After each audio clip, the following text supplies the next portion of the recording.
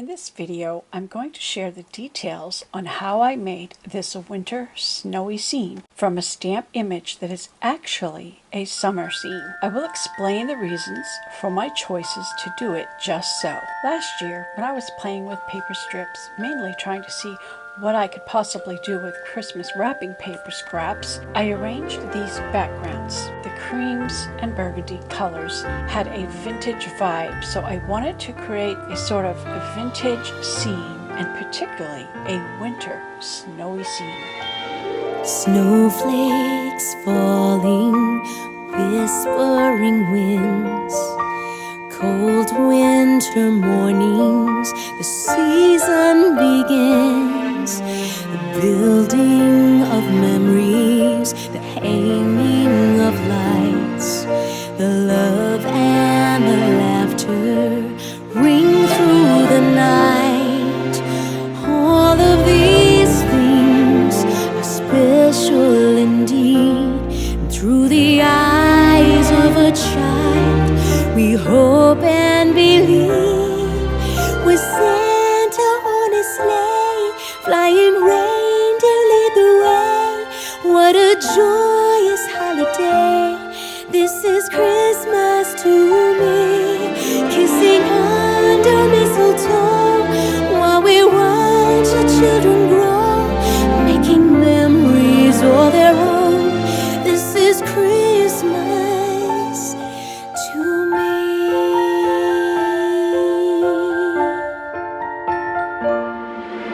Twinkling starlight, babe in the hay, king in a manger, born here to save.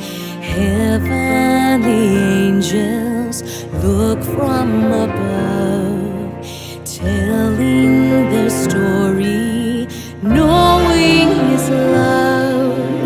All of the earth, every nation will see how the true gift of Christmas is ours to receive.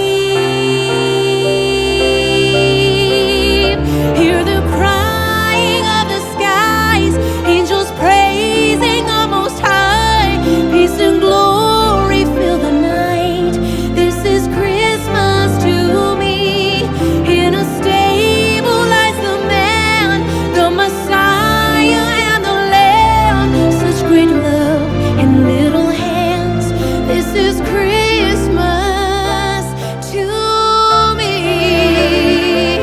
Whoa.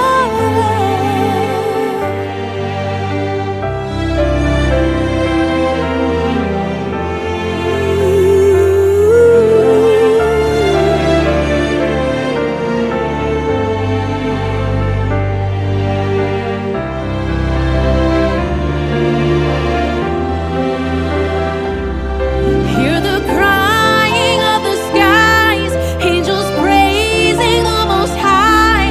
Peace and glory fill the night.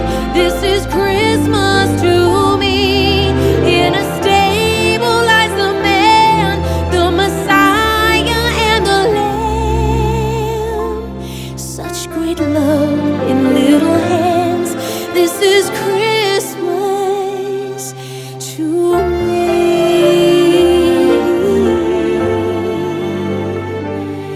My Jesus, you are Christmas to me.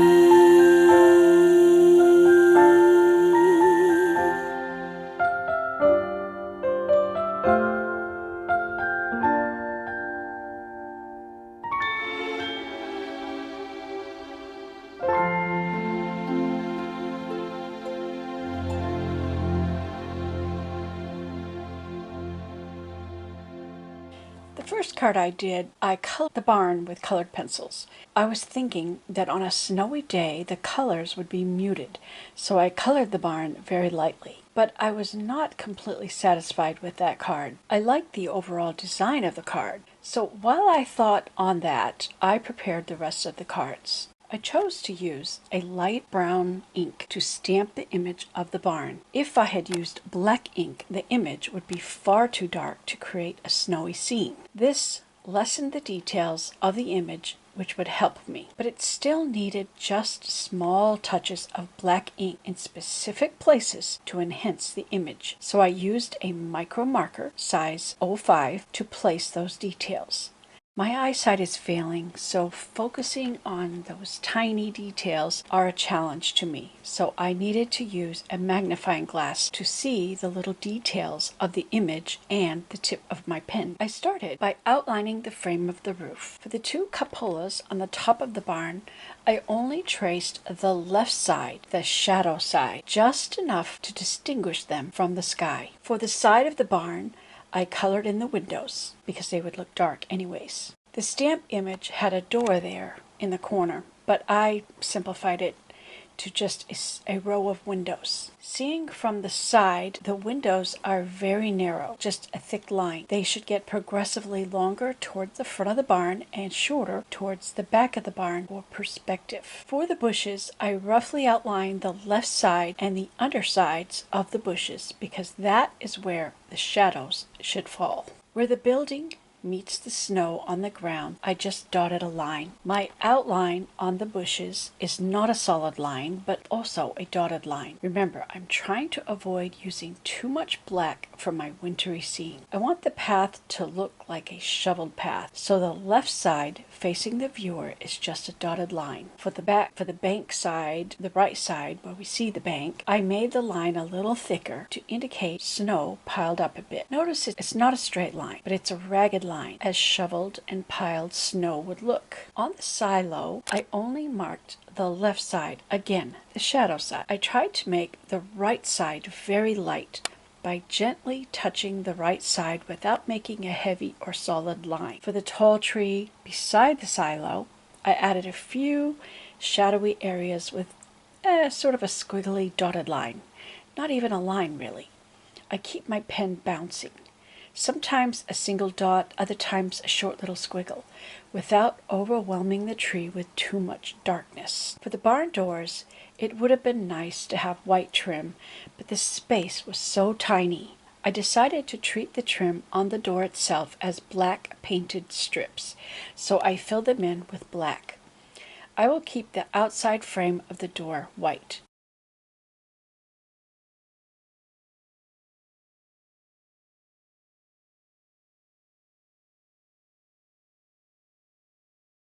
The bar across the top where the barn doors slide, I only lined the underside, which is the shadow side.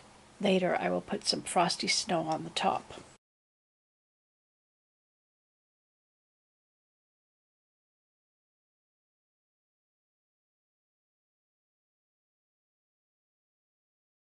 The windows can be colored in black. I will leave a white trim around the window. I treated all the barn doors on the front of the barn the same way. Black X's, but then the frame would be left white. On the windmill, I only lined the left and the bottom side of the paddles. By starting on the outside and lifting the pen with each stroke, you can get a finer line as you come toward the center of the windmill. It is easier to turn the paper to do this.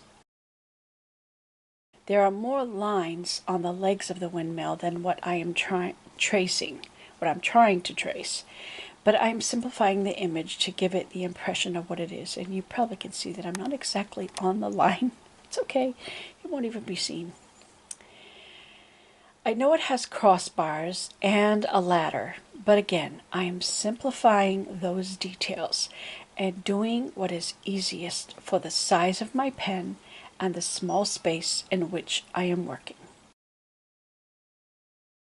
For the trees on the left, I try to find the trunks and some of the main branches. On a snow-covered tree, you would not see the whole thing, so what you would see would be broken. I know this is a leaf tree, and during winter the leaves would be gone, but I'm treating this tree as if it had an unexpected early snowfall before all the leaves fell. The snow is thick and sticky, so it piles up on the clusters of leaves. With a squiggly kind of dotted line, I go around the outside edges of the tree to help give a bit of contrast against the sky. I'm not hitting every part of it. Remember, I'm trying to avoid having too much black. There would be shadows on the underside of large clusters. That should do it. Now, take a look at the stamp image.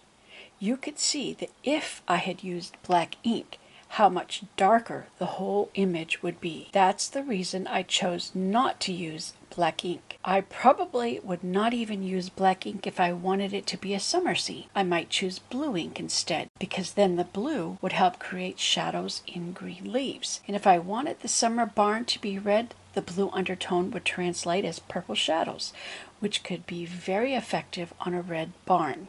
I'm an artist, so I understand things about color.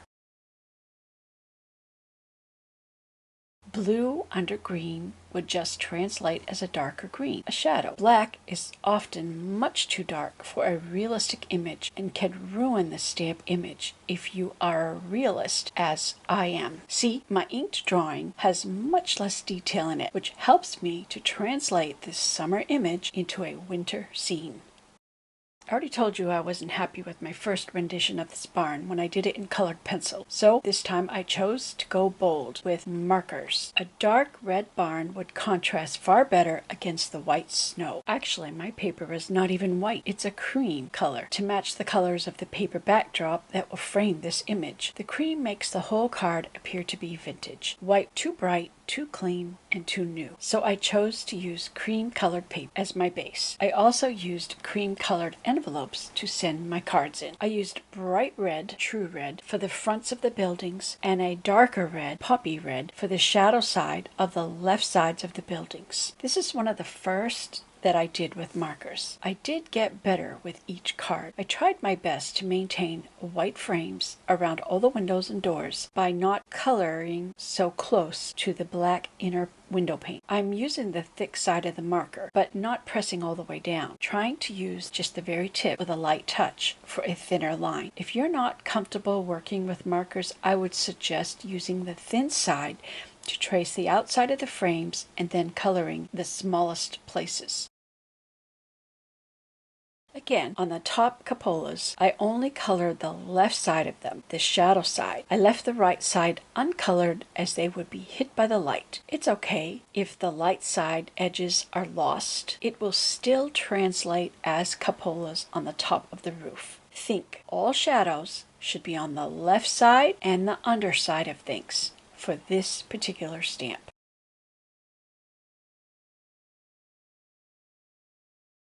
The very top of the roof would catch more light, so I chose to use a light gray for it, and then I used black on the rest of the roof. When coloring the main part of the roof, notice how I left a white edge on the front and the underside of the eave.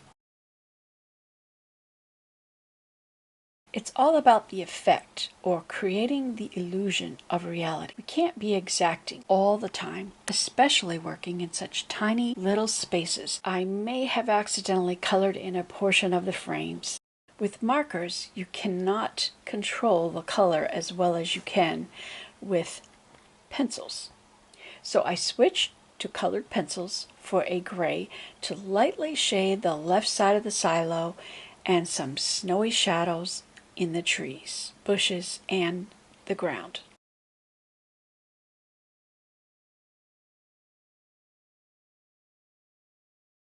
On the shoveled path, I made it slightly darker at the base of the barn, near the door, and gradually lighter coming away from the barn. I also darkened the left side of the right snowbank to give some indication how deep this shoveled snow is. Then I added a few shadows on the trees.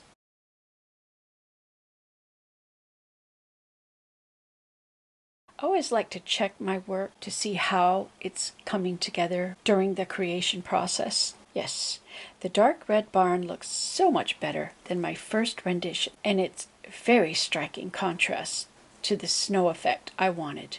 But the sky needs some color. I chose sky blue, but in later cards I chose a much cooler blue to make the sky a tad bit darker. The contrast will help make the snow look even whiter, even though I'm not working with white paper. When coloring the sky, I make it darkest at the bottom and gradually get lighter as I move upward to have a fading effect on the outer edges. That's the way skies are anyways. They're always darkest closer to the earth, and it gets lighter as you go up. I am fairly satisfied with the scene. It just needs one more touch to give some sparkle and shine to the snow with some frosty white ink painted on with a brush to the tops of the trees, the barn, the silo, the bushes, and some little touches on the snow of the ground. Ink can be applied on top of the markers or on top of colored pencils with great success.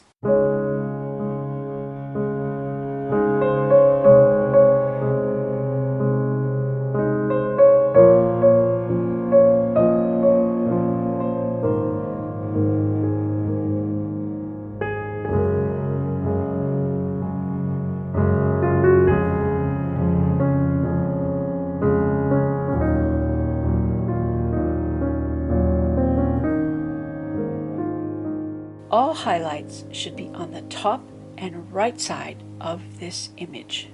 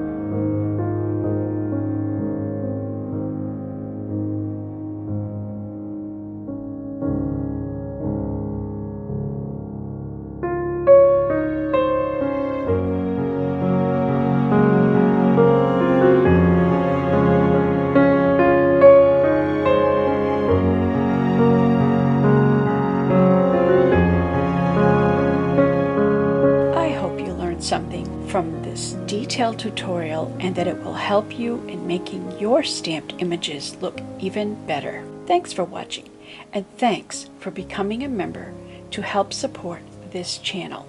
You can look forward to more helpful content in the future.